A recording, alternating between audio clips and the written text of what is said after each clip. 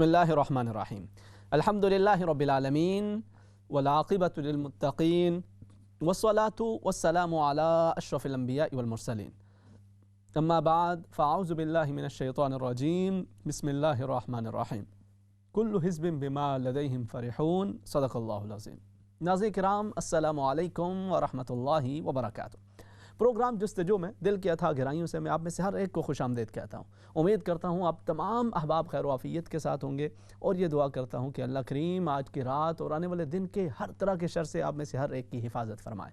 اور اللہ کریم سے یہ بھی دعا ہے کہ آج کی رات اور آنے والے دن کی ہر طرح کی خیر و برکت سے اللہ کریم ہم سب کو حصہ نصیب فرمائے۔ کرونا وبا ایک مرتبہ پھر زور پکڑ رہی ہے، اللہ رب العزت پوری انسانیت کو اس سے حفاظت نصیب فرمائے، اور آپ کو، آپ کے اہل خانہ کو اللہ رب العزت اس سے حفاظت نصیب فرمائے، اور اگر خدا نخواستہ کسی بیماری کے شکار ہوں تو اللہ رب العزت جلد سے جلد شفائے کاملہ عطا فرمائے۔ ناظرین کرام، ہر انسان کے اپنے اپنے شوق ہوتے ہیں، مختلف احباب، مختلف لوگوں کے اپنے اپنے ذوق، اپنے اپنے شوق ہیں۔ کوئی اگر شاعر ہے تو وہ اس کا شاعرانہ مزاج ہے، وہ شاعرانہ محفلوں کے اندر اٹھنا بیٹھنا، شعر سننا سنانا اس کو پسند ہوتا ہے۔ جہاں موقع ملے وہ اپنی غزل سنانا چاہے گا، اپنا قطعہ سنانا چاہے گا، اپنا مصرع سنانا چاہے گا اور سننا بھی چاہے گا۔ یہ شاعرانہ لوگوں کا ایک اپنا مزاج ہوا۔ اسی طرح سے جو رائٹرز ہیں ان کا اپنا مزاج ہے، وہ جب بھی کسی کے پاس بیٹھیں گے اپنی کتاب کے حوالے سے بات کریں گے اور اپنے ذوق کے حوالے سے بات کریں گے۔ جو پڑھنے کا شوق رکھتے ہیں وہ جب بھی کسی کے ساتھ بیٹھیں گے تو پوچھیں گے آج کل آپ کون سی کتاب پڑھ رہے ہیں، آپ اردو کوئی ناول پڑھ رہے ہیں، کوئی اسلامک کتاب پڑھ رہے ہیں، کوئی انگلش کا کوئی مطالعہ کر رہے ہیں، کس چیز کی آج کل آپ اسٹڈی کر رہے ہیں۔ تو اپنے اپنے ذوق کے مطابق ہر کسی کے اپنے معاملات ہوا کرتے ہیں۔ اسی طرح سے اگر کوئی ڈاکٹر ہے تو وہ اپنے شعبہ میڈیکل کے حوالے سے اس کا ایک ذوق و شوق ہوگا، اسی کے متعلق بات چیت کرنا، لوگوں کے مختلف امراض کو ڈسکس کرنا اور اس کا حل اس کو ذکر کرنا، یہ اس کا ایک محبوب مشغلہ ہوگا اور اسی کے اندر وہ خوش بھی ہوتا ہے۔ اسی طرح سے کچھ لوگوں کا ایک اپنا ذوق شوق ہے، بھائی بس بات چیت کرنی ہے، سننا سنانا ہے، اپنے وقت کو گزارنا ہے جیسے کیسے بھی۔ بسا اوقات ہمارے پھر یہ تو چلیں کچھ اس طرح کے شوق ہو کے کچھ ہوتا ہے بالکل ہی اس میں کوئی فائدہ یا نقصان کچھ بھی نہیں ہوتا، بس وہ وقت کا ایک طرح سے ضائع ہو رہا ہوتا ہے، بس وقت گزارنا ہوتا ہے، تو وقت گزر رہا ہوتا ہے، گزرتا چلا جاتا ہے۔ تو ہر کوئی اپنے اپنے مزاج کے مطابق، اپنے اپنے شوق کے مطابق اپنی پسند متعین کر لیتا ہے۔ کہ آپ کسی سے پوچھیں گے جی آپ کو کیا چیز پسند ہے تو وہ آپ کو بتائے گا جی مجھے کھانے کے اندر یہ پسند ہے، پہننے کے حوالے سے یہ پسند ہے، اور کوئی دیگر چیزوں کے حوالے سے اس کی کوئی بھی ذوق و شوق ہے وہ اپنے ذوق و شوق آپ کے سامنے رکھے گا۔ انسان جب کسی سے محبت کرتا ہے، انسان جب کسی کو اپنا رول ماڈل بناتا ہے، تو ایک بڑی امپورٹنٹ اور بڑی اہم چیز یہ ہوتی ہے کہ اس کے جو ذوق و شوق ہیں اس کو جاننے کی کوشش کرے، اسے معلوم کرنے کی کوشش کرے، اور پھر اسے فالو کرتا رہے، اسے دیکھتا رہے کہ کس طرح سے جو ان کے شوق ہیں، جو ان کے معیار ہیں، اس کو اپنی زندگیوں کے اندر اپنانے کی کوشش کرے۔ نبی کریم صلی اللہ علیہ وسلم کے صحابہ کرام رضوان اللہ تعالی علیہم اجمعین، ان کا ہمیشہ یہ شوق ہوتا، یہ کوشش ہوتی کہ وہ نبی کریم صلی اللہ علیہ وسلم کی پسندیدہ چیزوں کے بارے جانتے رہیں، انہیں معلوم ہو کہ نبی کریم صلی اللہ علیہ وسلم کو کیا کیا چیز پسند ہے، اور پھر اسے وہ اپنی زندگیوں کے اندر شامل کرنے کی کوشش کریں۔ کیونکہ نبی کریم صلی اللہ علیہ وسلم نے ارشاد فرمایا من احب سنتی، جس نے میری سنت سے محبت کی اس نے گویا مجھ سے محبت کی، اور جس نے مجھ سے محبت کی وہ اللہ رب العزت کے محبوبوں میں شمار ہو جاتا ہے۔ قل ان کنتم تحبون اللہ فاتبعونی یحببکم اللہ ویغفر لکم ذنوبکم واللہ غفور رحیم۔ اگر یہ چاہتے ہو کہ اللہ رب العزت تم سے محبت کرے، اور یا تم اپنے رب سے محبت کا دم بھرتے ہو، تو اس کا طریقہ کار یہ ہے کہ نبی کریم صلی اللہ علیہ وسلم کی اتباع، آپ کی اطاعت کی جائے، آپ کی اطاعت، آپ کی اتباع کی جائے، تو اللہ رب العزت آپ سے محبت کرتا ہے، اور وہ بڑا بخشنے والی، بڑے رحم فرمانے والی ذات ہے۔ تو صحابہ کرام کے ساتھ جب نبی کریم صلی اللہ علیہ وسلم تشریف فرما ہوتے تو آپ انہیں مختلف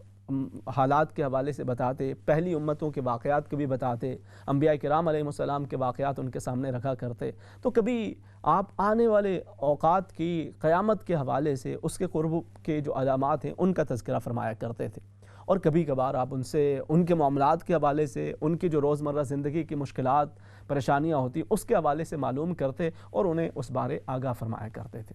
نبی کریم صلی اللہ علیہ وسلم اسی طرح ایک مرتبہ اپنے صحابہ کرام رضوان اللہ تعالی علیہم اجمعین کے ساتھ تشریف فرما تھے، اور جیسے میں نے عرض کیا کہ صحابہ کرام کی ہمیشہ یہ کوشش ہوتی کہ نبی کریم صلی اللہ علیہ وسلم کی پسند معلوم ہو، تو نبی کریم صلی اللہ علیہ وسلم نے فرمایا کہ اے میرے صحابہ آج میں آپ کو اپنی پسند بتاتا ہوں۔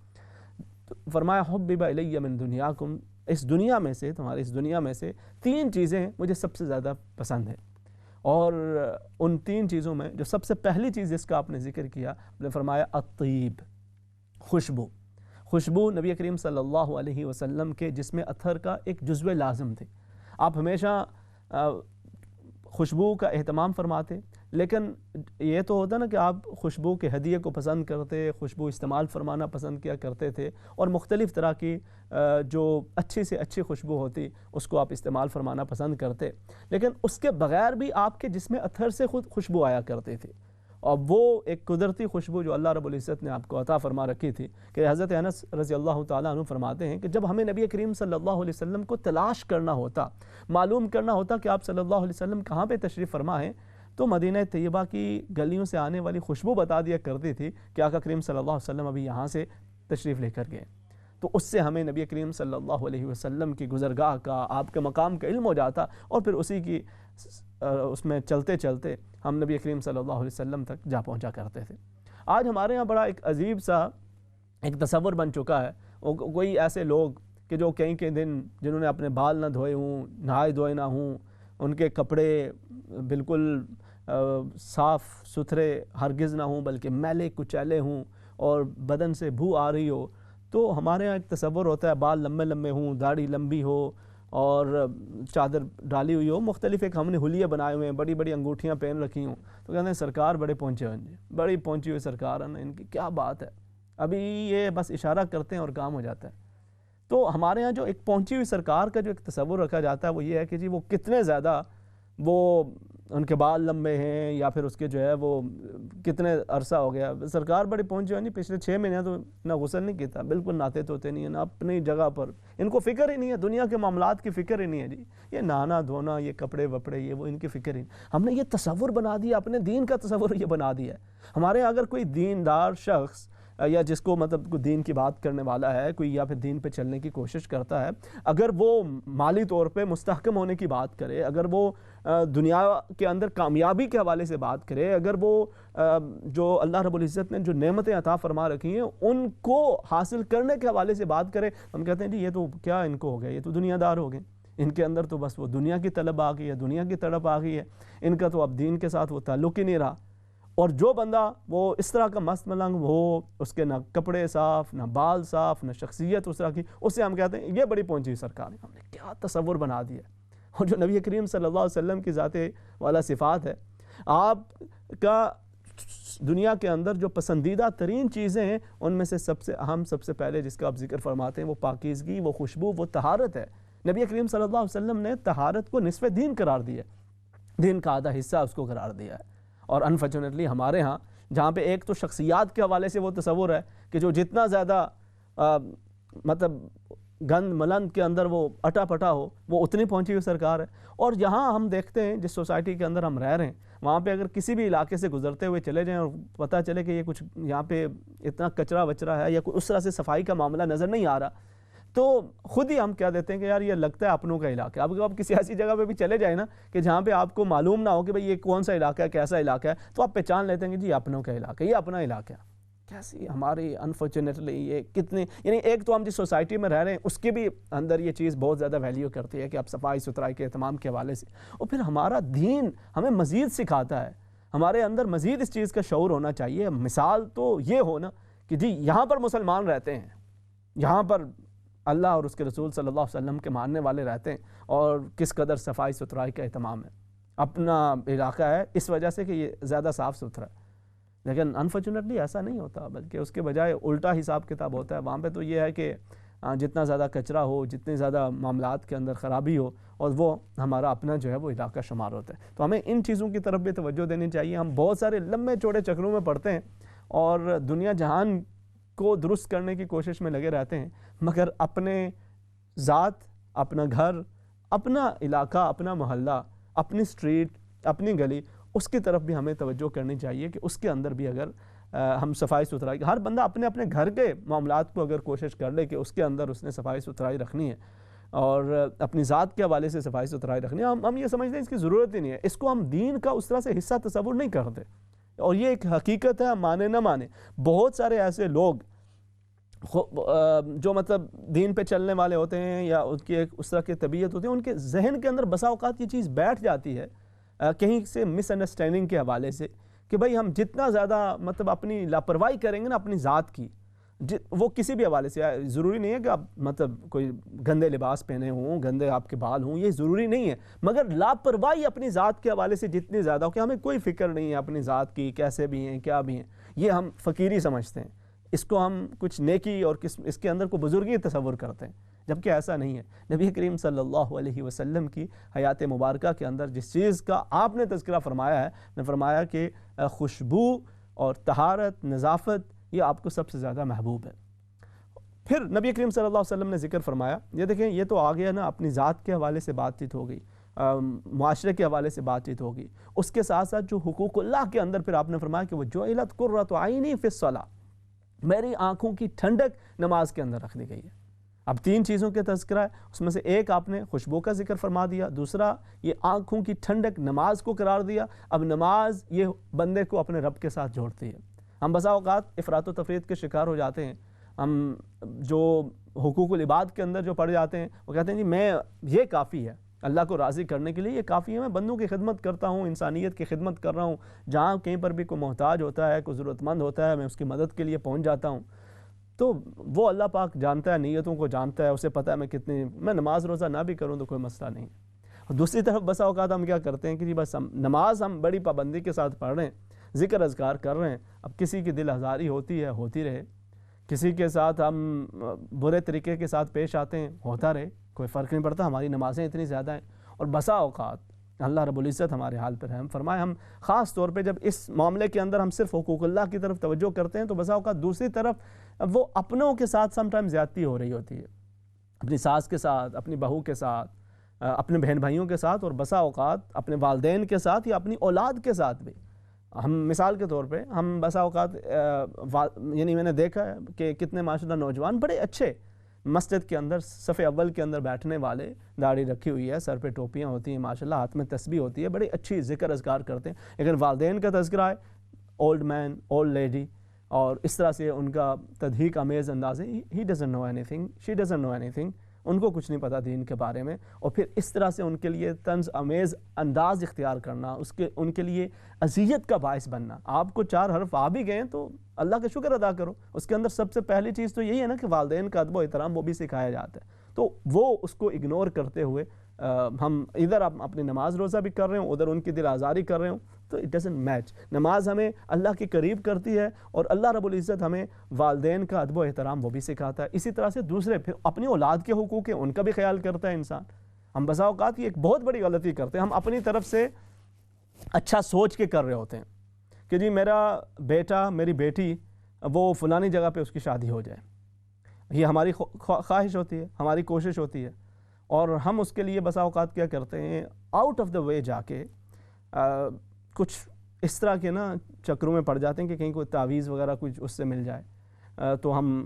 وہ اس حوالے سے تعویذ ملے کہ جہاں پہ میری بیٹی چاہ رہی ہے، بیٹا چاہ رہا ہے، اگرچہ وہ مناسب رشتہ ہو، اچھی جگہ ہو، سارے معاملات ہوں، لیکن ہم کہتے ہیں کہ وہاں پہ اس کی شادی نہ ہو جائے، بلکہ وہ وہاں سے کرے جو میں چاہتا ہوں، جو میں چاہتی ہوں، بالکل وہاں سے بس اس کے لیے تعویذ دھاگے اپنے بچوں کے حوالے سے اگرچہ آپ کی نیت صاف ہو، پہلی چیز یہ غیر شرعی عمل ہے، اس سے آپ کو بچنا چاہیے، بغیر اس طرح کے معاملات کے اندر کہ کسی کے اوپر تعویذ کروانا یا کسی کو آپ یہ سوچ کے کہ بھائی اس کے لیے آپ سوچ رہے ہیں کہ بہتر ہے، لیکن آپ تھوڑی سی دیر کے لیے تصور کریں اگر آپ کے بیٹے آپ کی بیٹی کو یہ پتہ چل جائے کہ آپ ان کے لیے یہ کام کر رہے ہیں، تو ان کے آپ کے ساتھ رشتہ، آپ کے ساتھ ریلیشن شپ کیا باقی رہے گا؟ اس بچی کے ذہن کے اندر اگرچہ آپ کی نیت صحیح بھی ہو، میں یہ عرض کر رہا ہوں کہ ہم بسا اوقات اپنی صحیح نیت کے ساتھ یہ کام کر رہے ہوتے ہیں، لیکن نیت صحیح بھی ہو، آپ کے بیٹے آپ کی بیٹی کو تو وہ صحیح لگے گا کہ جو اس نے ایک فیصلہ، یا پھر اگر وہ نہیں بھی ہے تو آپ اس کو انڈرسٹینڈ کرانے کی کوشش کریں، آپ اس کے ساتھ بات چیت کریں۔ یہ جو تعویذ دھاگے کا ہمارے ہاں بڑی جلدی سے سلسلہ شروع ہو جاتا ہے نا، اور تعویذ دھاگے بھی یاد رکھیں اصل طاقت اللہ رب العزت کی ذات کے اندر، دست قدرت کے اندر ہے، اور جو وہ چاہتا ہے وہی ہوتا ہے۔ کوئی انسان جو بہت زیادہ اس طرح کی چیزوں کے اندر بسا اوقات انوالو ہو جاتے ہیں، یہ شرک کی طرف لے جاتے ہیں معاملات، اور لوگ بڑا بڑا ظلم کرتے ہیں بعض اوقات اپنے رشتہ داروں کے ساتھ، اور یہ سمجھتے ہیں اگر وقتی طور پہ کوئی کامیابی حاصل بھی ہوگی، آپ تو اپنا دین گنوا چکے ہیں۔ اگر آپ شرکیہ تعویذات کے اندر پڑ جاتے ہیں، آپ اپنا دین گنوا چکے ہیں، آپ اپنے بچوں کے لیے، اپنے رشتہ داروں کے لیے، اپنے کسی بھی دیگر عزیز کے لیے اگر آپ ایسا کر رہے ہیں، اور ساتھ آپ کہہ رہے ہیں جی میں نماز بھی ہے، تسبیح بھی ہے، ذکر فکر بھی ہے، دعا کریں، دعا کرنے کے اندر کوئی حرج نہیں ہے۔ آپ جو چاہتے ہیں اپنے بچوں کے حق میں وہ دعا کریں، آپ ان کے لیے کچھ وظائف پڑھ کے ان کے لیے اللہ رب العزت سے دعا مانگیں جو آپ ان کے حق میں بہتر ہے، ان سے بات چیت کریں۔ لیکن کسی کو آپ فون کر کے، کسی سے رابطہ کر کے اس سے آپ جا کے تعویذ کروائیں، دھاگے کروائیں بچوں کے معاملات کے اندر، تو اس سے نہ صرف یہ کہ آپ اپنے دین پہ کمپرومائز کر رہے ہیں، بلکہ اس کے ساتھ ساتھ آپ اپنے بچوں کے ساتھ ایک ایسی بنیاد رکھ رہے ہیں کہ جس کے اندر آپ کا ان کا جو رشتہ ہے وہ سمجھیں کہ ہمیشہ کے لیے بس وہ ایک فرضی سا رہ جائے گا، اس کے اندر خلوص، اس کے اندر ان سے پھر آپ توقع کریں کہ وہ ادب و احترام بھی کریں، وہ حقوق کو بھی پورا کریں، یہ زیادتی ہو جاتی ہے۔ تو بیلنس جو ہے وہ اولاد کو بھی یہ چاہیے کہ اپنے والدین کے معاملات کے اندر اپنی عبادات اپنی جگہ پہ ہیں، آپ کو دین کی زیادہ سمجھ آ گئی الحمدللہ، مگر it doesn't mean کہ you start showing disrespect to your parents. You start calling them okay he doesn't know anything, she doesn't know anything. اس کے بجائے ان کی ریسپیکٹ کریں، اور اسی طرح والدین بھی یہ کوشش کریں کہ اپنی اولاد جو کہ ماشاءاللہ باشعور ہیں، ان کو اگر آپ کو کچھ لگتا بھی ہے کہ غلط ہے تو اس کو ایک اچھے انداز کے ساتھ اچھا کرنے کی کوشش کریں۔ جو چیز آپ کے اختیار میں نہیں ہے اس کو زبردستی ان کے اوپر مسلط کرنے کی کوشش نہ کریں۔ تو یہ دونوں چیزیں اس کو ساتھ آپ سامنے لے کے چلتے ہیں، یعنی حقوق اللہ کے معاملات کو بھی، حقوق العباد کے معاملات کو بھی، تو اس کے اندر بہتری کا معاملہ ہوتا ہے۔ تو یہ نبی کریم صلی اللہ علیہ وسلم نے اپنے صحابہ کرام رضوان اللہ تعالی علیہم اجمعین کے سامنے اپنی پسندوں کا تذکرہ فرمایا، خوشبو کا ذکر کیا، خوشبو، طہارت، صفائی، پاکیزگی، اپنے گھر کے اندر بھی باہر بھی بندہ پاک صاف ستھرا رہے۔ پھر آپ نے نماز کا تذکرہ فرمایا کہ جس کے اندر اسے آپ نے اپنی آنکھوں کی ٹھنڈک قرار دی، نماز انسان پڑھتا ہے، اس سے اللہ رب العزت گناہوں کی بخش و مغفرت فرماتا ہے۔ پھر اس سوسائٹی کے اندر جہاں پہ خواتین کا احترام نہیں تھا، جہاں پہ خواتین کی تذلیل کی جاتی تھی، جہاں پہ بیٹی کو زندہ درگور کر دیا جاتا تھا، جہاں پہ بیوی کو ایک زر خرید غلام کی طرح، باندی کی طرح رکھا جاتا تھا، اور اس کی کوئی وقت اور رسپیکٹ اسے نہیں دی جاتی تھی، آپ نے اس سوسائٹی کے اندر انہیں پیغام دیا کہ عورت وہ تذلیل کے لیے نہیں ہے، عورت وہ بچی وہ زندہ درگور کرنے کے لیے نہیں ہے، بلکہ وہ پیار کرنے کے لیے ہے، وہ رسپیکٹ دینے کے لیے ہے، اس کا احترام کرنے کی ضرورت ہے، اس کے حقوق کو پورا کرنے کی ضرورت ہے۔ تو آپ نے تیسری چیز اس کے اندر عورت کا تذکرہ فرمایا، وہ بیٹی کی صورت کے اندر ہو تو وہ اللہ کی رحمت ہے، وہ بیوی کی صورت کے اندر ہو تو وہ ہاف آف یور ریلیجن ہے، آپ کا آدھا دین ہے، وہ ماں کی صورت کے اندر ہو تو اس کے قدموں کے نیچے آپ کے لیے جنت ہے۔ کس قدر اللہ رب العزت نے آپ کو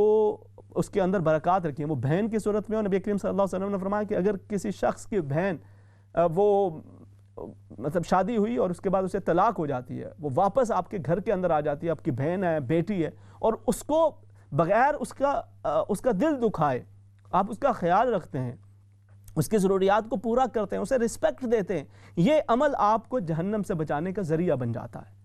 یہ ہمارا دین ہے۔ یہ وہ چیزیں ہیں جن کو ہم فراموش کر کے ہم ان مسائل کے اندر پڑے ہوئے ہیں جو آج سے 1400 سال پہلے ہوئے یا جنہوں نے 1400 سال بعد ہونا ہے۔ ہمیں ان کی فکر ہے، پہلے بعد کی، شمال کی، مشرق کی، مغرب اور جنوب کی، اپنی جو گھر کا معاملہ ہے، جو اپنی جو ضروریات ہیں، نہ ہمیں ان کی اتنا اس بات کا احساس ہوتا ہے اور نہ ان تعلیمات کی طرف ہمارا دھیان ہوتا ہے۔ نبی کریم صلی اللہ علیہ وسلم نے جب اپنی ان 3 پسندیدہ ترین چیزوں کا ذکر کیا تو قریب حضرت سیدنا ابو بکر صدیق رضی اللہ تعالیٰ عنہ بھی بیٹھے تھے۔ نے عرض کیا یا رسول اللہ صلی اللہ علیہ وسلم، آپ نے اپنی 3 پسندیدہ چیزوں کا تذکرہ فرمایا ہے، میری بھی 3 پسندیدہ چیزیں ہیں، میں بھی عرض کر دوں اجازت ہو؟ نبی کریم صلی اللہ علیہ وسلم نے فرمایا بتائیے۔ تو آپ نے سب سے پہلی جس چیز کا تذکرہ کیا فرمایا النظر الی وجہ رسول اللہ صلی اللہ علیہ وسلم، میری سب سے بڑی خواہش، سب سے اہم خواہش وہ یہی ہے کہ میری آنکھیں ہوں اور سرکار کا چہرہ انور ہو، بس میں دن رات زیارت کرتا رہوں۔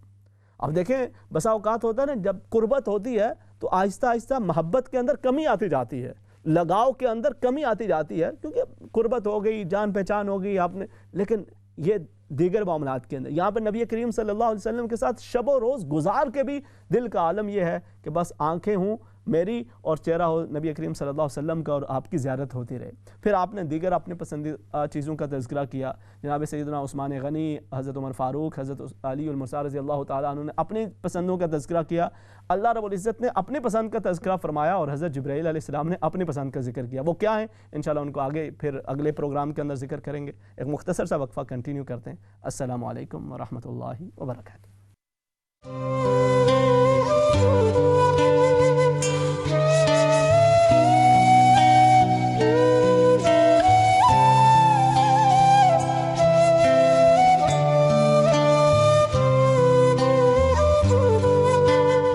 السلام علیکم ورحمۃ اللہ وبرکاتہ۔ ناظرین کرام، پروگرام جستجو کے دوسرے حصے کے اندر خوش آمدید۔ اس حصے کے اندر ہم آپ کی کالز کو بھی شامل کرتے ہیں، کچھ سوالات و جوابات کا سلسلہ بھی جاری رہتا ہے، اور جس ٹاپک پہ ہم بات کر رہے ہیں اس کو بھی ساتھ ساتھ انشاءاللہ کنٹینیو کریں گے۔ آج ہم نبی کریم صلی اللہ علیہ وسلم کی پسندیدہ ترین چیزوں کا ہم نے ذکر کیا،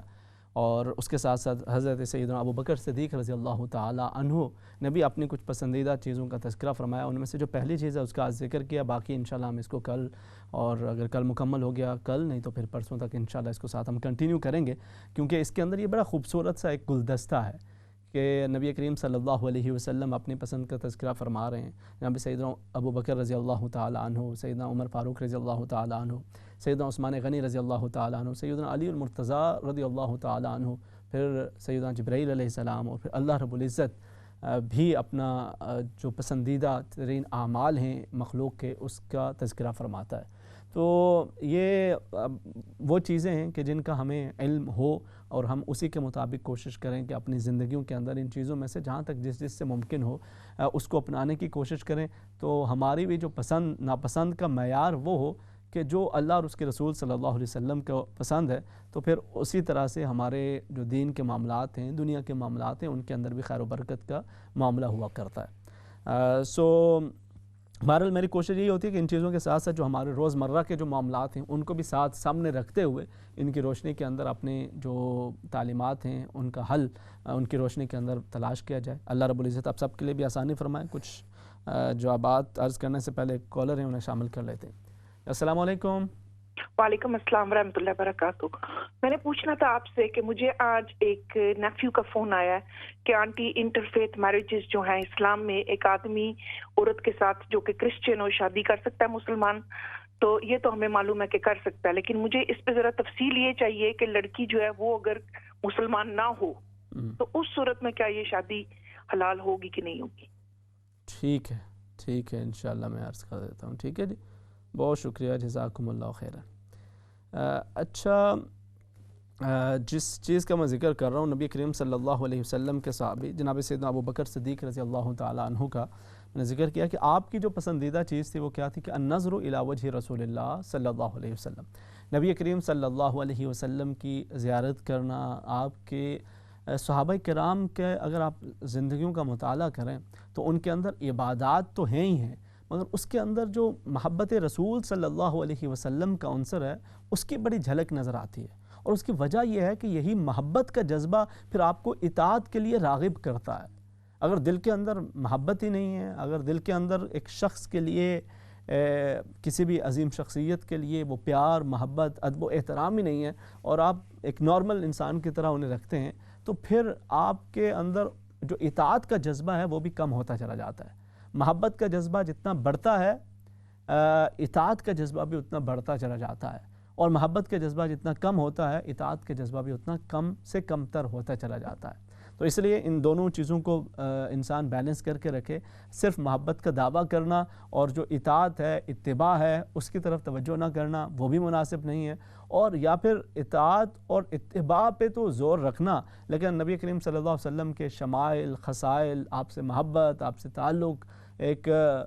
جو نبی کریم صلی اللہ علیہ وسلم سے جو ایک قلبی لگاؤ ہونا چاہیے اس کو اتنا اہم نہ سمجھنا، یہ دونوں افراد و تفریح ہیں۔ درمیانہ راستہ ہو، آپ کے ساتھ ادب و احترام، محبت کا تعلق بھی ہو، اور ساتھ اطاعت کا جذبہ بھی ساتھ ساتھ بڑھتا رہے، تو الحمدللہ یہ نور علی نور کا معاملہ ہو جاتا ہے۔ اللہ رب العزت ہم سب کے لیے آسانی کا معاملہ فرمائے۔ اچھا جی، آپ کچھ سوالات ہیں ان کو بھی ساتھ سے شامل کر لیتے ہیں، پھر آپ کے ساتھ ساتھ کالز کو بھی شامل کریں گے۔ آپ نے یہ کہا تھا کہ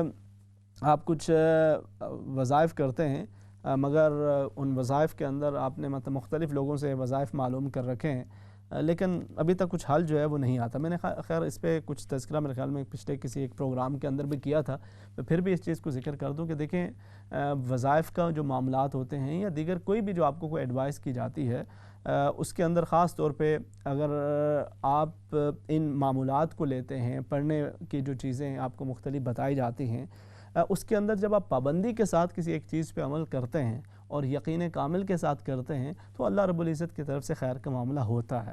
ہمارا معاملہ یہ ہوتا ہے کہ ہم کچھ دن کچھ اعمال کو جاری رکھتے ہیں اور پھر اس کے بعد ہم کسی اور سے معلوم کرتے ہیں, پھر اس کو پڑھنا شروع کر دیتے ہیں, پھر کسی تیسرے سے معلوم کرتے ہیں, اس کو پڑھنا شروع کر دیتے ہیں. یہ جو ہوتا ہے نا کوئک رزلٹ کی جو توقع کسی بھی چیز کے اندر, دیکھیں نا آپ ایک کام شروع کرتے ہیں, آپ ایک بزنس شروع کرتے ہیں تو اس کے اندر آپ کو کیا ہوتا ہے کہ آپ اس کے اندر کافی زیادہ انویسٹ کرتے ہیں, پھر اس کے بعد آپ کہتے ہیں کہ جی کوئی مسئلہ نہیں ہے, ابھی تو اس پہ ہم نے لگانا ہے مگر پھر اس سے آنا شروع ہو جائے گا. آپ اس کے لیے مہینے 2 4 6 انتظار کرتے ہیں اس توقع پہ کہ بھئی اس نے کئی گنا واپس آپ کو ریٹرن کرنا ہے. اوور نائٹ تو نہیں پاسبل ہوتا. اسی طرح سے اگر آپ صحابہ کرام, اگر آپ انبیاء کرام علیہ السلام کی زندگیوں کا مطالعہ کریں تو اس کے اندر آپ کو یہ چیز نظر آتی ہے کہ جس کے اندر وہ جس قدر زیادہ, جتنا زیادہ اس کے اندر مطلب اللہ کا قرب ہے, وہ دعا ان کا سلسلہ جاری رہا اور بسا اوقات اس کے اندر کئی مہینے, بسا اوقات کئی سال اس انتظار کے اندر لگ گئے کہ اللہ پاک نے فرمایا کہ ٹھیک ہے آپ کی دعا قبول ہوگی, مگر اس کا رزلٹ ظاہر ہونے میں بسا اوقات ٹائم لگ جاتا ہے. اس کی حکمت ہے اور اس حکمت کے سامنے انسان اگر یہ اس کا ذہن ہو کہ بھئی اللہ پاک بہتر جانتا ہے, جو اس کے معاملات ہیں وہ وہی بہتر جانتا ہے اور انشاءاللہ جو بھی وہ میرے لیے فیصلہ کرے گا وہ بہتری کا, خیر کا فیصلہ کرے گا, تو انسان مطمئن بھی رہتا ہے. اس کے معاملات کے اندر بے سکونی, ڈپریشن, ٹینشن کے بجائے ایک سکون اور اطمینان کا معاملہ لگا رہتا ہے. دوسری چیز اس کے اندر یہ بھی آپ سمجھ لیں کہ جب آپ کوئی بھی وظائف, کوئی اعمال کر رہے ہوتے ہیں, پابندی کے ساتھ ان کو کنٹینیو کر رہے ہوتے ہیں, ممکنہ طور پر کوئی اس سے بڑی آزمائش جس سے آپ دوچار ہیں آلریڈی, اس سے بڑی کوئی آزمائش, اس سے بڑا کوئی معاملہ ممکن ہے کہ وہ آپ کے سامنے آنے والا ہو. ان اعمال کی برکت سے اللہ رب العزت آپ کو اس سے حفاظت فرما رہا ہوتا ہے اور انسان کو اس کی خبر نہیں ہوتی. تو اس لیے بجائے اس کے کہ آپ بے چین ہوں, بے سکون ہوں, اللہ رب العزت کا نام, اس کے آیات مبارکہ کا جو ذکر بتایا جاتا ہے, تو آپ نے ذکر کیا تھا, کسی نے بتایا, پھر کسی نے بتایا, پھر کسی نے بتایا, تو کسی سے بار بار پوچھنے کے بجائے یک گیر و محکم گیر ایک کو پکڑ لیں اور اس کو آپ پابندی کے ساتھ پڑھتے رہیں. اپنی نماز روزے کی پابندی کریں, اپنے جو فرائض ہیں اس کی پابندی کریں. اللہ رب العزت آسانی کا اور خیر و برکت کا معاملہ فرماتا ہے. دوسرا آپ نے ذکر کیا جی اہل کتاب کے ساتھ شادی کے حوالے سے علماء کی مختلف آراء ہیں, لیکن بہرحال اہل کتاب سے شادی چونکہ قرآن حکیم کے اندر اللہ رب العزت نے اس کا ذکر کیا کہ کی جا سکتی ہے, تو ایک جو ہے وہ مسلمان مرد اگر وہ کہیں پر کسی اہل کتاب سے شادی کرنا چاہتا ہے تو اس کا جواز بالکل موجود ہے. اگرچہ علماء کی مختلف آراء ہیں لیکن زیادہ تر اسی کے اندر ہے کہ اس کے اندر جواز موجود ہے. لیکن بہرحال شادی کہیں پر بھی کی جائے اس کے مختلف جو حقوق ہیں, مختلف جو شرائط ہیں, ان کو سامنے رکھ کے اس کو پورا کیا جائے تو وہ زیادہ بہتر ہوتا ہے. وقتی جذبات کے اندر انسان کہیں پر بھی شادی کرتا ہے, اپنے رشتہ داروں پہ ہو, قریب والوں میں ہو, دور والوں میں ہو, اپنوں میں ہو, کسی غیر میں ہو, وہ جذبات کے اندر جو فیصلے ہوتے ہیں وہ بسا اوقات فائدہ ہی نہیں بلکہ اس کا جو ادر وے اراؤنڈ اس کا جو ہے وہ رزلٹ سامنے آیا کرتا ہے. تو اس لیے شادی کا معاملہ ایک ایسا ہے کہ اس کو پوری زندگی آپ کو گزارنی ہے. آپ اس کے جملہ امور کو دیکھتے ہوئے, دینی دنیاوی امور کو دیکھ کر اس کا فیصلہ کرتے ہیں, اس کے اندر بہتری کا معاملہ ہوا کرتا ہے. دوسرا آپ نے ذکر کیا کہ جی اگر آپ بیمار ہیں اور وضو نہیں کر سکتے اور کیونکہ اس کے اندر مشکل پیش آتی ہے اور تکلیف محسوس ہوتی ہے, تو اس صورت کے اندر کیا کیا جائے؟ تو دیکھیں اس میں تو بڑی آسان سا اللہ رب العزت نے رکھا ہوا ہے کہ اگر کوئی شخص بیمار ہے, تکلیف کے اندر ہے, تو وہ تیمم کر لے گا. فتیمموا صعیدا طیبا, وہ پاک مٹی کے ساتھ تیمم کر لے گا. کوئی پتھر وغیرہ ہے اس کے ساتھ آپ تیمم کر لیں گے. اگر آپ بیمار ہیں, اگر پانی میسر نہیں ہے, اگر تکلیف ہے, تو آپ پاک مٹی کے ساتھ اپنا نیت کر کے, طہارت کی نیت کر کے آپ تیمم کریں گے اور 2 ہاتھ مارے آپ نے اور 2 ضربیں, التیمم ضربتان, 2 ضربیں ان کو آپ نے کیا, اپنے چہرے پہ لگایا اور پھر اس کے بعد آپ نے اپنی کوہنیوں کے اوپر اسے مل لیا, دونوں کوہنیوں پہ. تو یہ آپ کے وضو اور غسل دونوں کے لیے کافی ہو جاتا ہے اور اس کے بعد اب اپنے جو عبادات ہیں ان کو کنٹینیو کرتے ہیں. اس کے اندر ہی ایک اور مسئلہ وہ یہ بھی ہوتا ہے کہ بسا اوقات کچھ لوگ اس طرح سے ہوتے ہیں کہ جن کا معاملہ یہ ہوتا ہے کہ وہ ان کا جو وضو ہے وہ برقرار نہیں رہتا,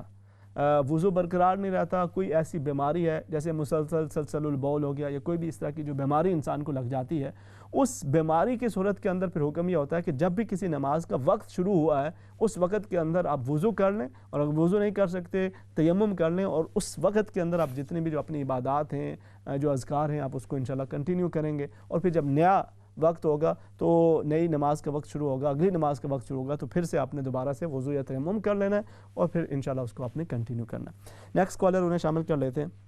جی السلام علیکم. وعلیکم السلام ورحمۃ اللہ وبرکاتہ. امام صاحب میرا سوال تھوڑا جا کہ 3.5 مہینے ہو گئے میری طلاق نو. اچھا. تے خرچے واسطے 3 مہینے دا ہے اسلام دے وچ اونوں دینا ہے خرچہ, تے نال ایک بچہ ہی ہے 9 سال دا, تے ہن طلاق ہو گئی 3.5 مہینے ہو گئے. وہ حال تائیں رولا پے رہا خرچے دا, وہ میں کہنا میں خرچہ دینا چاہنا, تو وہ حالت خرچہ نہیں ہے کہ کرنے کوئی اگو جواب نہیں دے رہا ہے. تے نالے میں باہر ہونا ایتھے ملک دے وچ, تے میں فون تے گل اپنی اس بیوی دے نال کر سکنا جو جائز اسلام یا اودیاں تصویراں ہیں جب بچے دیاں اکٹھیاں تو وہ ویکھ سکنا, تے اس دے واسطے شریعت تو کس کہندی ہے, یہ میرا سوال. اچھا ویسے تسی کوئی کتنا عرصہ شادی نو کتنا عرصہ ہو گیا سی؟ شادی نو ہو گیا تقریباً 2008 دے وچ شادی کیتی ہے جی. اچھا. تے او بس 9-10 سال لڑائی بچے دی, تے بس میں بچے واسطے کی کرنے چپ کر کے کرنے اپنا دماغ کے کرنے اسی طرح ہی وہ کیتی رکھا وی چل صحیح ہے ٹھیک ہو جاسی. لیکن وہ ہن میں کیا اس دور دے وچ جون دے وچ کی کرنے وہ بس پھر بندے نو کی کرنے ٹیلی فون تے یا پیسے دے رولے یا گھراں دے رولے, تے وہ پھر ٹائم کہ میں طلاق دے یا پسند نہیں یا جو کچھ بھی کہ میں چپ کر کے میں کہ چل بچہ ہے بڑا ہو جائے گا تو چل صحیح ہو جائے گا, لیکن وہ نہیں صحیح ہویا. پھر وہ ڈرامہ ماں پیو نو سارے نو کی سارے نو پتا, پھر وہ چلتا رہا. ہن میں وہ گیا پچھا پاکستان, تے وہ پھر کی کرنے اس دور دے وچ زیادہ اگے 2 مہینے جانا موں 2-3 مہینے تے زیادہ اتھے رہا, تو پھر ہور زیادہ کی کرنے کہندی اپنے براواں نال انہاں نو چھوڑ دے, اپنے ماں پیو نو چھوڑ دے, تے تاں میں تے نہ رہنا ہے کرنا یہ کرنا وہ پھر ساریاں کی کرنے. میں انہی بیٹھی پنجابی جا کی کرنے اتنا اردو بھی صحیح نہیں آندی, تے تھوڑا جو انہی ذہنی میں ڈپریشن ہے یا کہ ذہنی طور کل ہی رہنا کوئی میں ہو گئے 25-26 سال اکل نہیں رہا کہ کسی پنڈ دے وچ نہ چھوٹے جائے. تو وہ جی تواڈی فیملی ہے انہاں نوں تسی ادھر نہیں بلایا سی؟ جی جڑے وائف بچے انہاں نوں تسی ادھر بلایا سی ایتھے یا او پیچھے پاکستان ہی رہے؟ نہیں بلایا, وہ اگے پہلے میں انہاں نے کہا کہ ادھر آؤ میرے ال. اچھا. لیکن انہوں نے کہا اس نے کہا میں ادھر جانا ادھر نہیں ادھر اس ملکاں دے وچ جانا جتھے کہ کہن میں نہیں. اچھا. تو بچے دا کی کہندے ہو, بچے نوں کیا مسئلہ یعنی کہ او کیوں نہیں بچہ تو اس دے نال ہی ہے نا جی. اچھا. تے میں ہن کہنا اپنے او دے براواں نوں گل کیتی تو بھی پھر اگوں بند کر دیندے. میں کہ میں خرچہ دینا چاہنا وی 3 مہینے دو جڑی او دی عدت ہوندی وی او پوری اس دا خرچہ تے بچے دا خرچہ وی میں دینا جتنی میری حیثیت ہے شریعت دے مطابق. تے او پھر حالت یو کی کرن میں کہ چل اگر عدالت دی طرف لین تے عدالت دی طرف لے لو یا 2 گواہ واڈے ہو جائیں گے 2 میرے ہو جائیں گے, او مکا دیں گے ہر مہینے خرچہ کی کرن او لیندے رہن. تے او اس طرح دے پھر میں ایسے اکلا ایتھے رہنا کی کرن میرا تو نہیں کی کرن. ہن میں یہی پوچھ رہا بھی تصویراں شادی والی میرے واسطے جائے. اللہ پاک تواڈے واسطے آسانی کرے. اللہ پاک بڑی مطلب عجیب الگ سی صورتحال ہے, کیونکہ عام طور پہ تو یہ ہوتا ہے کہ وہ مطلب وہ خرچے مانگے جاتے ہیں اور دینے والے وہ انکار کر رہے ہوتے ہیں. یہاں پہ آپ یہ کہہ رہے ہیں کہ آپ خرچہ دینا چاہتے ہیں اور آگے وہ لینے کے لیے تیار نہیں ہیں. تو اس کی کیا سچویشن ہے, اس میں کیا احکامات ہیں, اس کا بھی میں انشاءاللہ ذکر کرتا ہوں. اللہ پاک آپ کے لیے آسانی کرے, آپ کی ڈپریشن ٹینشن کو اللہ رب العزت صحت تندرستی میں تبدیل فرمائے. مختصر سے وقفے کے بعد کنٹینیو کرتے ہیں. السلام علیکم.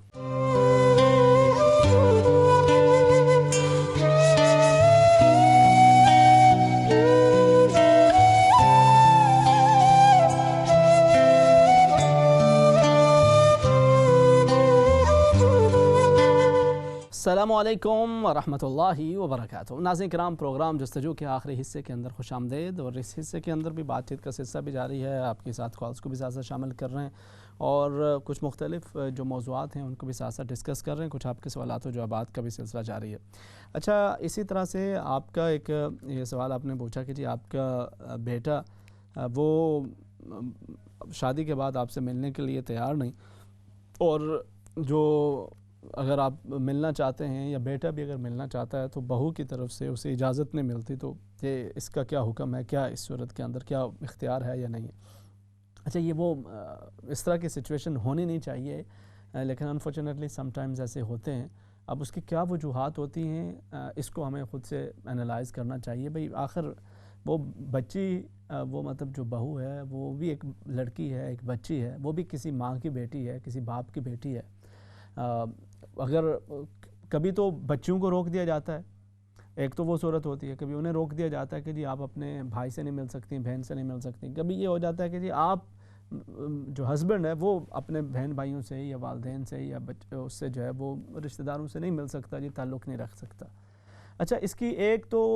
वजह बसा औकात जिसको आप कहते हैं ना एज एन एक्सक्यूज़ जो रखी जाती है वो पेश की, वो ये कहते हैं कि जी वो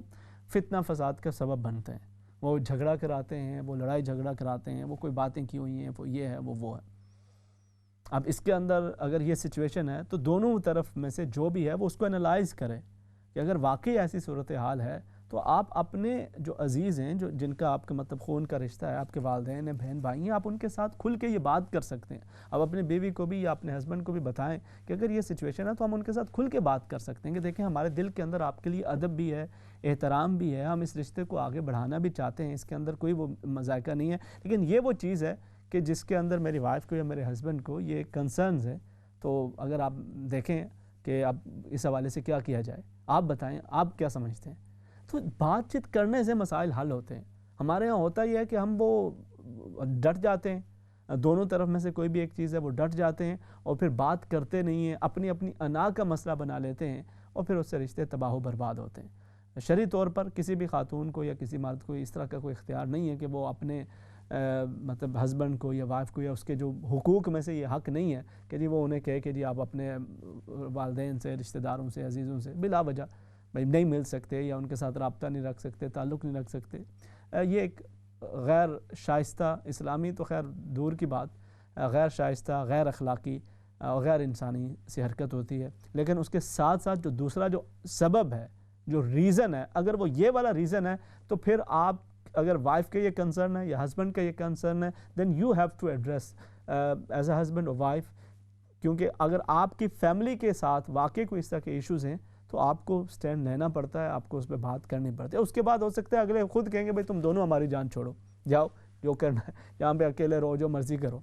क्योंकि स्ट्रेट फॉरवर्ड है ना। उसके बाद फिर आपका मामला ख़त्म हो जाता है। जब आपने वाकई हक़ के हवाले से बात की है तो देन यू आर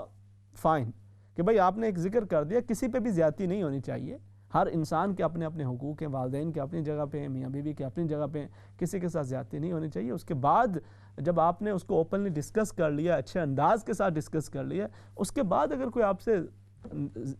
ज़बरदस्ती नाराज़ होता है या वो ख़ुद ही आपसे वो एक तरह की लाताल्लुकी करते हैं बग़ैर फिर वो वजह के, शरई वजह भी कोई नहीं है, तो वो उनके ऊपर उसका वबाल आता है, आपके ऊपर कुछ नहीं है। दूसरा जी, आपने ज़िक्र किया कि अगर आप सफ़र के अंदर हूँ तो जो कसर नमाज है उसका क्या हुक्म होगा, उसे कैसे पढ़ना है, कैसे अदा करना है। अच्छा देखिए, जो नमाज़ें हैं, एक तो आप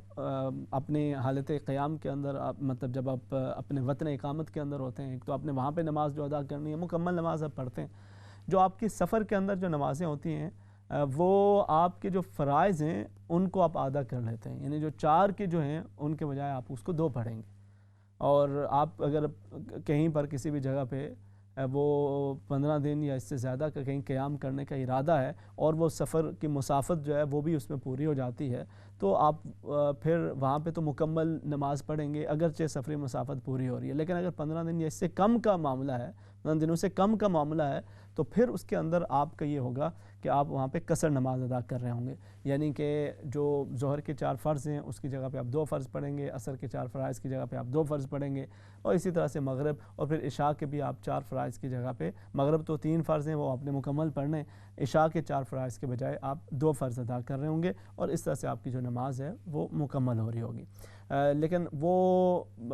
جو باقی اگر سنتیں اور نوافل ہیں، اگر آپ کے پاس وقت ہے، آپ کوئی ہری میں نہیں ہے، رش نہیں ہے، کچھ وہ نہیں ہے، تو آپ ان کو ادا کر لیتے ہیں تو یقیناً اس کی برکات بھی آپ کو مل جاتی ہیں، شامل حال ہو جاتی ہیں۔ دوسرا آپ نے یہ کہا تھا کہ جی میں کام کرتی ہوں اور کام کے اندر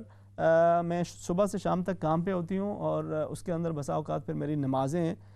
وہ قضا ہو جاتی ہیں، میں دیر سے پڑھتی ہوں، تو کیا بعد میں ان کو ایک ہی ساتھ اکٹھا پڑھ لینا اس طرح سے مناسب ہے، ہو جاتی ہے یا نہیں ہو جاتی؟ لیکن بڑی سمپل سی بات ہے، ان الصلاۃ کانت علی المؤمنین کتابا موقوتا، نماز اوقات کے اوپر فرض کی گئی ہے، اس کے مقررہ اوقات ہیں، آپ انہی اوقات کے اندر نماز کو ادا کرتے ہیں، اور نماز کی شرائط میں سے یہ شرط ہے کہ آپ نے نماز کو اس کے وقت کے اندر ادا کرنا ہے۔ فجر کا وقت ہے تو فجر میں ادا کریں گے، ظہر کا وقت ہے تو ظہر میں ادا کریں گے۔ تو اگر بندہ کوئی سویا رہا ہے، دیر سے آنکھ کھل گئی ہے، آپ سورج طلوع ہونے کے بعد آپ اٹھ کے اپنی نماز ادا کر لیتے ہیں، وہ ایک الگ معاملہ ہے، لیکن بغیر کسی عذر کے، بغیر وجہ کے آپ اگر اپنی نمازوں کو قضا کرتے جائیں اور پھر کہیں کہ میں ایک ہی دفعہ اکٹھے سارے کو پڑھ لوں، تو وہ مناسب انداز نہیں ہوگا۔ جہاں تک کام کی صورتحال ہوتی ہے تو اس میں کوشش یہی انسان کرتا ہے، وہاں پہ آپ جب بھی کہیں پر بھی کام کرتے ہیں اور بہت ہی مشکل بھی ہو رہا ہو تو آپ ان سے صرف فرض پڑھنے کی جو ہے وہ اجازت لے سکتے ہیں، اور یہ آپ کا ایک حق ہے، ایک دینی حق ہے، ایک انسانی حق ہے، اور اس کو آپ کو بھرپور اختیار ہے، اس کو آپ کو انشاءاللہ مطلب اس پہ بات کرنی چاہیے، اور اس کو یقیناً آپ کو وہ حق ملنا چاہیے اور ملتا بھی ہے، خاص طور پہ جس سوسائٹی کے اندر ہم یہاں پہ رہتے ہیں۔ تو کوشش یہی کریں کہ جو اس کے اوقات ہیں انہی اوقات میں سے کہیں پر بھی آپ کم سے کم فرض جو ہے وہ ادا کر لیں، اور بعد کے اندر باقی جب گھر کے اندر زیادہ فرصت ہو تو اس وقت مکمل نماز جو ہے وہ ادا کریں۔ نیکسٹ کالر ہیں، انہیں ساتھ شامل کر لیتے ہیں۔ السلام علیکم۔ وعلیکم السلام ورحمۃ اللہ وبرکاتہ۔ حضرت امام صاحب، آج جو قرآن حدیث سے ہیرے جواہرات آپ نے بکھیرے ہیں، یہ سمجھ والوں کے لیے ایک بہت تحفہ ہے اللہ کے رسول کی طرف سے۔ جن لوگوں نے قرآن کی روح سے، صحابہ کرام نے حدیث مبارکہ کی روح سے زندگیاں گزاری ہیں، ان کا نمونہ، ان کے ہیرے جواہرات بکھیرے ہیں، اور کچھ مسلمان کمیٹی میں ہماری جو کمزوریاں تھیں اور ہیں ان کا بھی آپ نے بڑی پیاری میٹھی زبان میں ان کا بھی ذکر کیا ہے، تاکہ شاید کسی کے دل میں پگھلنے والی وہ رب کریم نعمت پیدا کر دے۔ اکثر آپ نے دیکھا ہوگا، میں نے بھی دیکھا ہے، یہ زندگی کا بہت تجربہ میرا، کہ اگر عورت اپنی قانونی جو اس کی ذاتی دلی خواہشات ہے وہ قانونی منانا چاہے تو خامد بھی اگر اسی طرح کا ہو تو پھر اس میں وہاں سے بغاوت کا جو شعور پیدا ہوتا ہے۔ دیکھتی ہے نہ بھائی دیکھتا، اگر وہ دیکھے کہ میرے اختلاف سے یا میرے خامد کے اختلاف سے یہ جو بچیاں یا بچے ہیں ان پر آئندہ آنے والے وقت میں ایسا ہے کہ میں نے جو میرا تجربہ ہے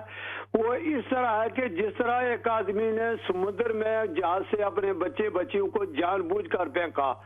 تاکہ ان کو زندگی میں واپس ملنے کا، زندہ رہنے کا کوئی اسباب نہیں ہوتا۔ اللہ اکبر۔ چلیں جی، بہت شکریہ، آپ ہمیشہ شامل ہوتے ہیں، اپنی رائے کا اظہار کرتے ہیں، جزاکم اللہ خیراً، بہت شکریہ۔ نیکسٹ کالر ہے، انہیں ساتھ شامل کر لیتے ہیں۔ السلام علیکم۔ جی السلام علیکم مولانا صاحب، میں عفت بات کر رہی ہوں لندن سے۔ جی عفت صاحب۔ جی میں نے آپ سے دو تین سوال پوچھنے ہیں۔ نمبر 1 تو ہے کہ جیسے ہم لوگ 4 سنت ظہر کی یا 4 سنت عشاء کی پڑھتے ہیں تو اس کی میں جو دوسری رکعت میں جب ہم بیٹھ کے تحیات پڑھتے ہیں تو ساتھ میں درود شریف بھی پڑھنا چاہیے یا نہیں؟ صحیح ہے۔ اور دوسرا یہ ہے میرا سوال کہ جیسے عشاء کی نماز ہے رات کو ہم پڑھتے ہیں تو کئی دفعہ جیسے پوری نماز پڑھتے ہیں تو جب وطر چھوڑ دیتے ہیں تو وطروں کے بعد کے جو نفل ہوتے ہیں ان کو پڑھنا چاہیے یا ان کو رہنے دینا چاہیے. اور یہی سوال عشاء کا یہ ہے کہ اگر چھوٹی نماز کبھی پڑھنی ہو جیسے 4 فرض تو 2 سنت تو 3 وطر, اس وقت بھی وہ جو نفل ہے اینڈ کے وہ کہ ہم پڑھیں یا چھوڑ دیں یا کیا, مجھے پلیز ان دونوں کا بتائیے گا. ٹھیک ہے, میں انشاءاللہ عرض کر دیتا ہوں. ٹھیک ہے جی, بہت شکریہ عفا صاحبہ, جزاکم اللہ خیرا. نیکسٹ کالر انہیں شامل کر لیتے ہیں جی. السلام علیکم. وعلیکم السلام. مولانا صاحب کیا حال ہے, خیریت ہے؟ اللہ پاک کا کرم, الحمدللہ. آپ سن ٹھیک ہو؟ مولانا صاحب ایک درخواست ہے آپ سے, کوئی سوال نہیں ہے. جی جی فرمائیں. میرا بھائی ہے وہ کورونا میں تھوڑا ملا ہے, ہاسپٹل میں آج 4 دن سے. 3 بچے ہیں اس کے, تو آپ خصوصاً کو دعا کریں. آپ بھی تو جو آپ کے کالر سننے والے ہیں ان سے درخواست ہے کہ اس کے لیے خصوصاً دعا فرمائیں. تو کیا ان کی ایج کیا ہے؟ عمر 40 سال سے اوپر تھوڑی, تو محمد عمران نام ہے اس کا. محمد عمران ہے جی, ینگ بندے ہیں. اللہ پاک ان کو صحت تندرستی سلامتی عطا فرمائے, اور اللہ کریم ان کا سایہ اپنے بچوں پر قائم دائم رکھے. رب تعالیٰ ان کی بیماری کو صحت تندرستی سلامتی میں تبدیل فرمائے. ہم بھی دعا گوئیں, ناظرین بھی دعا گوئیں انشاءاللہ, اور اللہ پاک آپ سب لوگوں کے لیے آسانی کا معاملہ کرے. ٹھیک ہے جی, بہت شکریہ, جزاکم اللہ خیرا. نیکسٹ کالر ہے, انہیں ساتھ شامل کر لیتے ہیں. السلام علیکم. السلام علیکم. وعلیکم السلام. ہاں جی, میں نے پوچھنا تھا حضرت کہ درود ابراہیمی میں پڑھتی ہوں موسٹلی 500 ٹائم اے ڈے, لیکن مجھے کسی نے ایک اور بھی درود ہے, درود لکھی, اس کا پڑھنے کا ثواب ایک جیسا ہے یا وہ کیا ہے؟ اور میرا جو سیکنڈ کویسچن ہے, نیکسٹ کویسچن ہے, وہ یہ ہے کہ ہمارے جو علماء کرام ہیں مساجد میں, جیسے ہم احادیث سے سنتے ہیں کہ ایک عالم کو دیکھ لینا ہی باعث رحمت ہے, تو پھر میں نے دیکھا ہے کہ جو مسجد کی تنظیم ہوتی ہے وہ بزنس مین تو ہوتے ہیں لیکن صاحب علم نہیں ہوتے, لیکن وہ علماء کرام پر آ کر طنز کرتے ہیں اور ان کو ایک اپنا ملازم سمجھتے ہیں. ایسا کیا دین میں جائز ہے؟ اچھا میری بہن, یہ ویسے آپ کے ماشاءاللہ بڑا مطلب یہ وہ سوال ہے جو عام طور پہ خواتین سے اس کی ایکسپیکٹیشن نہیں ہوتی, but it's very very nice of thinking. تو آپ کو کیسے اس کا خیال آیا, یا مطلب یہ کوئی ایکسپیرینس ایسے کچھ آپ نے دیکھا, یا کس طرح سے آپ کو محسوس ہوا؟ میں نے حضرت یہ دیکھا ہے, میں ایکچولی آرٹیکل سم ٹائم لکھتی ہوں. پاکستان میں ہمارے جو دیکھا ہے کہ جو ہماری تنظیمیں بلکہ اوور آل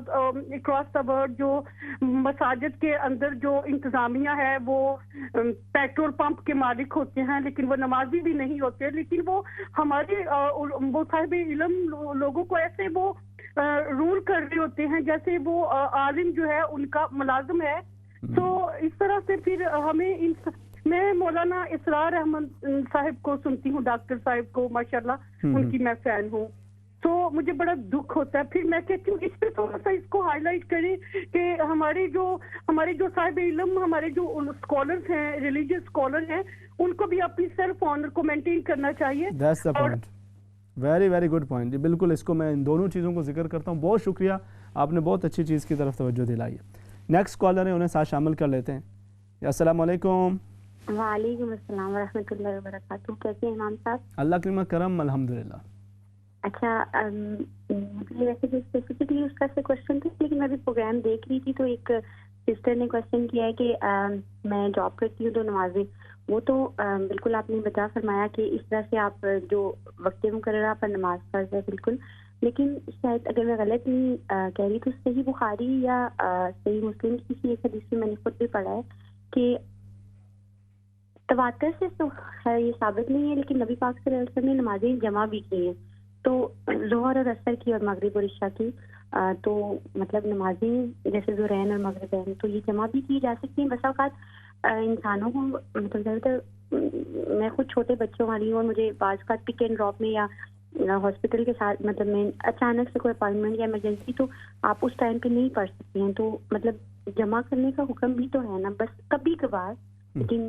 یہ دو نمازیں نبی پاک صلی اللہ علیہ وسلم نے جمع کی ہیں, تو اس بارے میں تھوڑی سی وضاحت کر دیں کہ ایم آئی رائٹ, میں نے پڑھا بھی ہے, پھر میں تھوڑا سا اس بارے میں مطلب سرچ بھی کیا ہے. ماشاءاللہ بہت اچھی بات ہے, میں اس پہ عرض کر دیتا ہوں. ٹھیک ہے جی, بہت شکریہ, جزاکم اللہ خیرا. نیکسٹ کالر ہیں, انہیں ساتھ شامل کر لیتے ہیں. جی السلام علیکم. وعلیکم السلام. کیا حال ہے؟ اللہ پاک نے کرم, الحمدللہ. اللہ بیٹا, میرا چھوٹا سا سوال ہے, چھوٹا تو نہیں ہے, سوال ہے. جی جی میں کسی کہ حج واسطے پیسے دیو کہ زکات نے تو کس حساب کتاب ہے کس طرح لگنی؟ اچھا اس کی حج واسطے زکات جس بندے پر زکات لگنی ہے تو اس کی اس کے کوئی کھانے پلانے کا انتظام کرو, اس کی کوئی کاروبار لایا کر دیو, اس کی حجوں پر جانے کی ضرورت کیا ہے اس طرح. مطلب ٹھیک ہے جانا چاہیے لیکن اس کی جی اس کی مالک بنا پیسے آنا بھائی اس کی پہلے دئی نہیں, اس کی زکات لگنی ہے. جی جی جی ہاں تو پھر زکات جو لگنی ہے تو اس بندے کی تو پہلے اپنے حالات ٹھیک کرنے چاہیے نا. جی اب چلو عمرے نے واسطے تساں کسے کی بھیجنے ہو, چلو زیارت کرے آنا ہے, وہ بھی تساں زکات نہیں رقم تو نہیں بھیج سکنے. لیکن حج نہ ہے, حج تو ہے ہی اس نے پر ہے کہ جس کو جو صاحب استطاعت ہو, جو صاحب نصاب ہو, جس کے اوپر فرض ہو وہ کرے. اور اس کے علاوہ اگر آپ کسی کو ویسے نفلی کروانا چاہتے ہیں تو وہ پھر ایک الگ سے معاملہ, اس کو آپ اپنی زکات سے نہیں کریں گے. ٹھیک ہے جی, بہت شکریہ, جزاکم اللہ خیر. نیکسٹ کالر انہیں شامل کر لیتے ہیں. السلام علیکم. جی وعلیکم السلام بھائی. السلام علیکم امام صاحب. وعلیکم السلام. جی مجھے آپ سے 2 سوال پوچھنے ہیں. آج نماز کے متعلق آج گفتگو ہو رہی ہے اس سلسلے میں. جی جی پہلا سوال کہ اشراق کی نماز کا ٹائم کتنا ہوتا ہے طلوع آفتاب کے بعد, اور دوسرا ہے کہ عشاء کی نماز کا ٹائم بھی کب تک پڑھ سکتے ہیں, تو یعنی تہجد کا ٹائم کب ہوتا ہے اور عشاء کی نماز کب تک قضا کی نیت کے بغیر کب تک پڑھ سکتے ہیں. اچھا ویسے آپ کس وقت پڑھتی ہوتی ہیں؟ میں اکثر 11 ساڑھے 11 12 بجے تک پڑھتی ہوں. اچھا اچھا, تو اتنی دیر سے کیوں پڑھتی ہیں آپ؟ ویسے کوئی روٹین اس طرح کی ہوتی ہے یا ویسے مطلب؟ نہیں جی وہ مصروفیات ہوتی ہے نا, بچے ہمارے مطلب میرے بچے اسپیشل نیڈس ہیں نا, تو ان کے ساتھ مصروفیات ہوتی ہے. اچھا اچھا اچھا اچھا صحیح. آپ اس میں تو کوئی نہیں ہے, آپ وہ جو وقت پڑھ رہی ہیں نماز وہ بالکل بجا ہے. فجر کے دیکھیں ایک تو افضل اوقات ہیں وہ الگ معاملہ ہے, لیکن جواز جو ہے وہ فجر کا وقت آغاز ہونے تک, فجر کا وقت شروع ہونے تک آپ عشاء کی نماز پڑھ سکتی ہیں. لیکن اس سے پہلے وقت کے اندر جیسے 10-11 بجے جیسے آپ کہہ رہی ہیں تو اس میں بالکل کوئی قباحت نہیں ہے, آپ بالکل آرام سے نماز پڑھ سکتی ہیں, کوئی مسئلہ نہیں. اچھا جی, میں جس چیز کا ذکر کر رہا تھا اس کچھ مسائل کے حوالے سے, اور آپ آئے تھے غالباً ماشاءاللہ ہمارے ریگولر کالر, آپ نے جس کا ذکر کیا کہ یہ وہ مسائل ہیں جی, مجھے اندازہ ہے کہ ان مسائل پہ بات کرتے ہوئے خاص طور پہ جو اس طرح کی چیزیں یہ ہمارے سوسائٹی کے ایشوز ہیں, اس پہ بات کرتے ہوئے بسا اوقات میں یہ اکثر یہ گزارش کیا کرتا ہوں کہ اگر آپ کو محسوس ہوتا ہے کہ یار یہ امام صاحب یہ کس چیز میں پڑھ گئے ہیں, کیسی بات کر رہے ہیں, اب یہ بچوں کے حوالے سے, بچیوں کے حوالے سے, یا والدین کے حوالے سے, بہو ساس کے حوالے سے, تو اٹ مینز کہ آپ کو تھوڑا سا پھر یہ بات آپ ہی کے لیے ہے, کیونکہ یہ ہماری سوسائٹی کے ایشوز ہیں اور میں اس کے حوالے سے ذکر کر رہا ہوتا ہوں, اور آپ اس کو میری طرف سے ایک نصیحت سمجھ لیں, ایک پیار والی نصیحت سمجھ لیں, ایک محبت بھری نصیحت سمجھ لیں کہ جو آپ کی دنیا کا سکون بھی آپ کو دے سکتی ہے, اور آخرت کے اندر جو پکڑ ہے حقوق العباد کی پامالی کی وجہ سے, اس سے بھی اللہ رب العزت انشاءاللہ آپ کی حفاظت کا ذریعہ بنائے گا. تو اس لیے انشاءاللہ اللہ کریم ہمیں سمجھ کی توفیق عطا فرمائے. دوسرا آپ نے یہ ذکر کیا جی 4 سنتیں جو پڑھی جاتی ہیں اس کے اندر درود پاک مطلب وہ پڑھا جائے گا. دیکھیں جو غیر موقدہ سنتیں ہیں نا, ان کے اندر جب آپ جیسے آپ نے عصر یا عشاء کا ذکر کیا تو اس کے اندر جب آپ پڑھتے ہیں تو آپ بالکل آخر تک رب اجعلنی مقیم الصلاۃ ومن ذریتی ربنا وتقبل دعا ربنا اغفر لی ولوالدی وللمؤمنین یوم یقوم الحساب, اب وہاں تک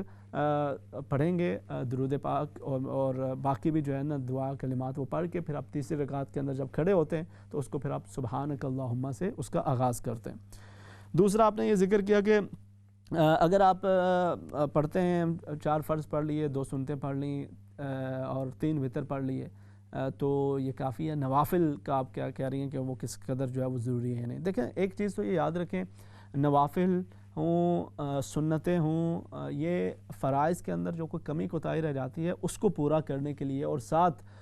جو نفلی عبادت ہے یہ ایک طرح سے آپ کا رب تعالیٰ سے ایک محبت کا اظہار ہو رہا ہوتا ہے. فرض تو فرض ہے ہی نا, اس کے بعد پھر آپ نوافل ادا کرتے ہیں. یہ نوافل یہ آپ کو ایک محبت الہی کے ایک اظہار کا ایک طریقہ کار ہوتا ہے کہ جی اللہ پاک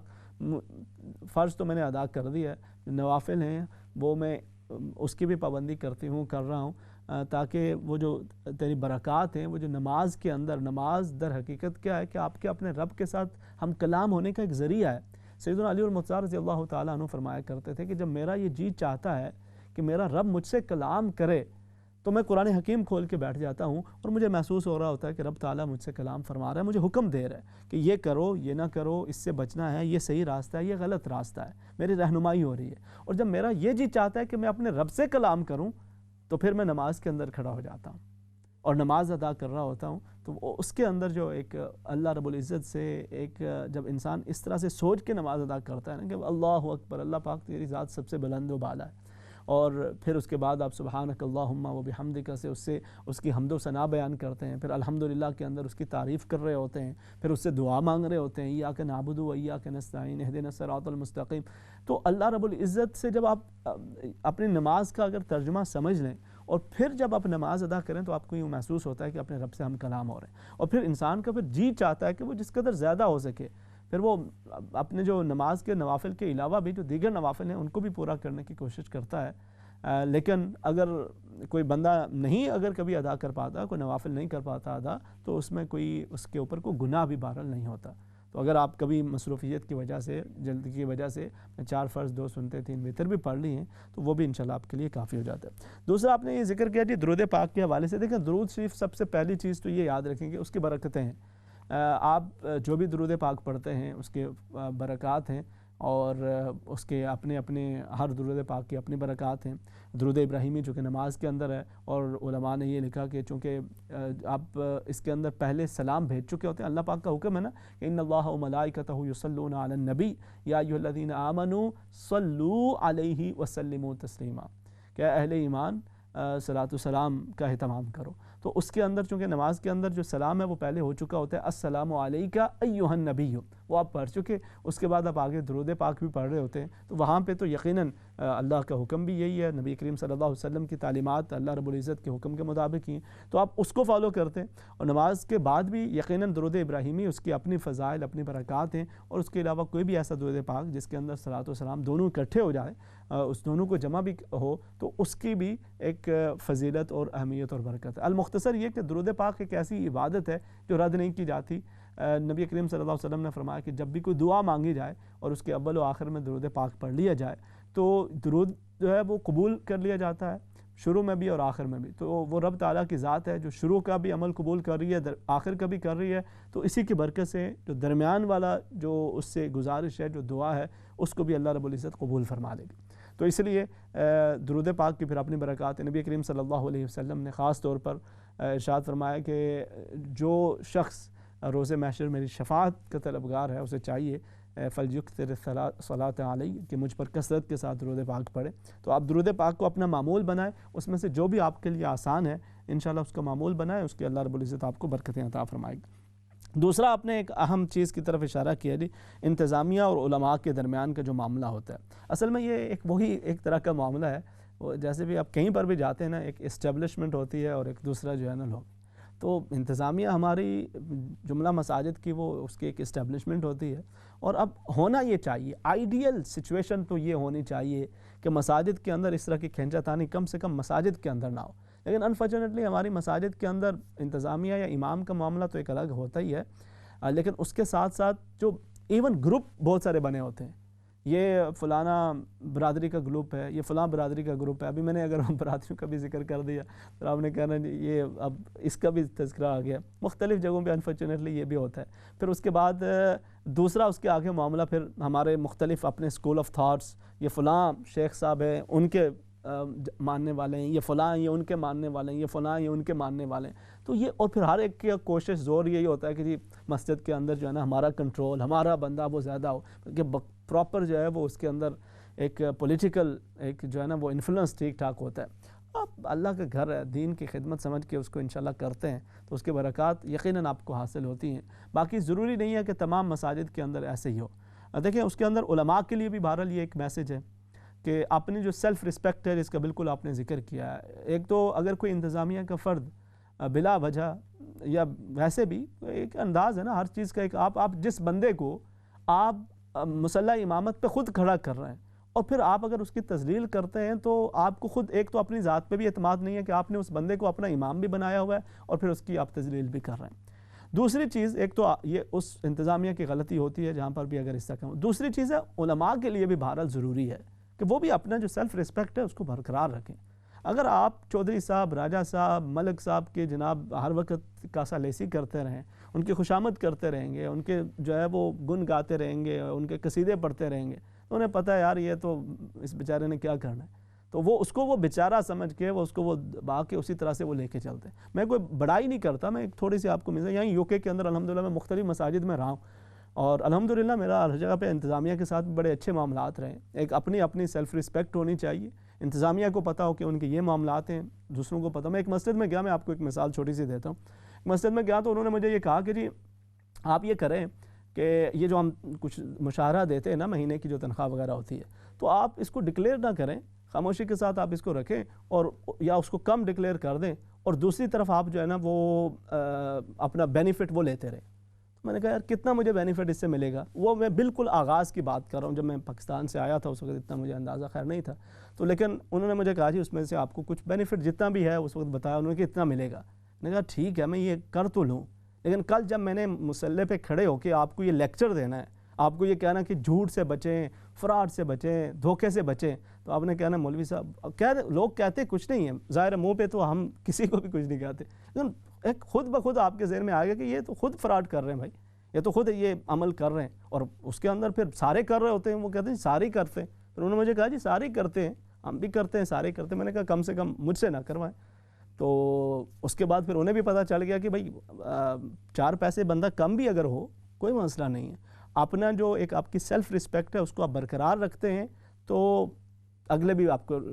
رسپیکٹ اور آنر دیتے ہیں، اور اس کے لیے انسان کو اگر کہیں پر انتظامیہ وہ غلط ہے تو انہیں بھی اللہ کے ہاں جواب دہ ہونا ہے، اگر کہیں پر اگر ہمارے علماء، طبقہ علماء وہ بھی سارے جو ہے وہ ماشاءاللہ اس کے اندر بہت نیک انسان، بہت ہی سیلف رسپیکٹ والے لوگ وہ بھی موجود ہیں، اور انفارچونیٹلی اس کے اندر بہت زیادہ بسا اوقات مختلف طرح کی ایسی حرکتیں ہو جاتی ہیں کہ پھر آپ کیا توقع کرتے ہیں، پھر ہر بندہ ہی جو ہے نا وہ اٹھ کے بات کر رہا ہوتا ہے۔ So you have to maintain yourself, اگر کسی بھی طرف سے زیادتی نا انصافی ہوتی ہے تو وہ اللہ کے ہاں وہ جواب دیں۔ اللہ رب العزت ہم سب کو سمجھ کی توفیق عطا فرمائے۔ دوسرا آپ نے اشراق کے وقت کا کہا جی، وہ بالکل اب میں اختتام پہ پہنچ چکا ہوں، جمع صلاتین کے حوالے سے، اشراق کے اوقات کے حوالے سے، اور ایک دو دیگر سوالات ہیں، کل کے پروگرام کو انشاءاللہ انہی سوالات کے جواب سے اس کا آغاز کریں گے۔ ہمارے بھائی جن کو کرونا کے حوالے سے انہوں نے اپنے بھائی کا ذکر کیا، سبھی ان کے لیے دعا کریں، اللہ رب العزت ان کو صحت، تندرستی، سلامتی، شفا عطا فرمائے۔ اللہ کریم آپ سب کو بھی سلامت رکھے، گھر کے اندر سکون نصیب فرمائے۔ کل آپ سے پھر شام 7:30 بجے ملاقات ہوگی پروگرام جستجو میں، تب تک کے لیے اللہ حافظ، السلام علیکم ورحمۃ اللہ وبرکاتہ۔